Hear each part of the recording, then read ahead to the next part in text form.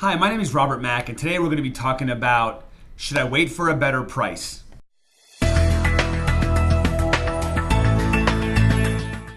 Hey, thanks for tuning back in. So if you're a buyer out there, if you've been hearing about the market shifting, maybe making a correction, maybe even dipping a little bit, you might have been thinking to yourself, hey, well, if we're at the peak, why wouldn't I wait for the market to drop a little bit and buy a home for a better price? Now, that all makes sense if you're going to be buying your next home using cash.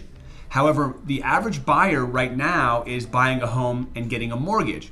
So what a lot of buyers fail to realize is that the price is a one-time thing, but the mortgage will hit you every single month. And if you get a higher interest rate, you're paying more for that home every single month. So just to break it all down for everybody, and I'm going to drop a little math here. So if you're not good at math, I apologize.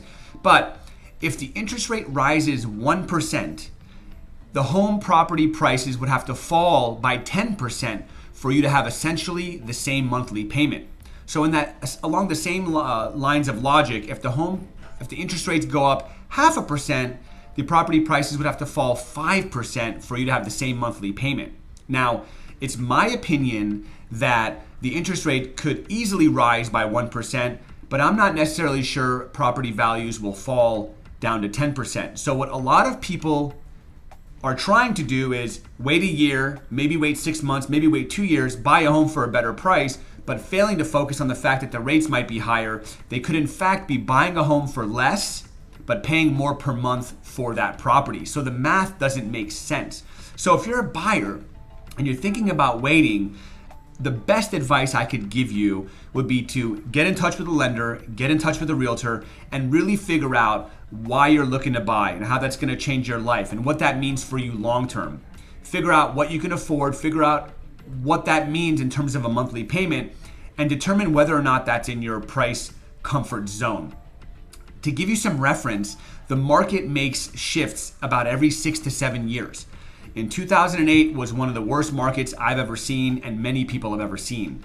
The market shifted in 2012, 2013. That was about 5 years later for the better. And now about 6 years later, we're already starting to see signs that the market is shifting again.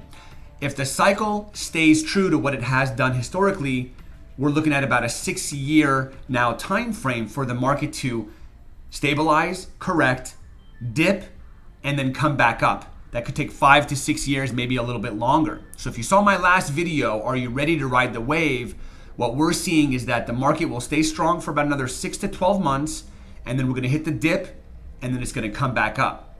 So if you're a buyer, again, and you're thinking about buying a property, get connected with a lender, get connected with a realtor, really figure out the math and figure out what makes the most sense to you, because what I do know is selling real estate for 12 years, I understand that every buyer has unique needs. So just because the market is good or bad for one person doesn't mean it's good or bad for a different person.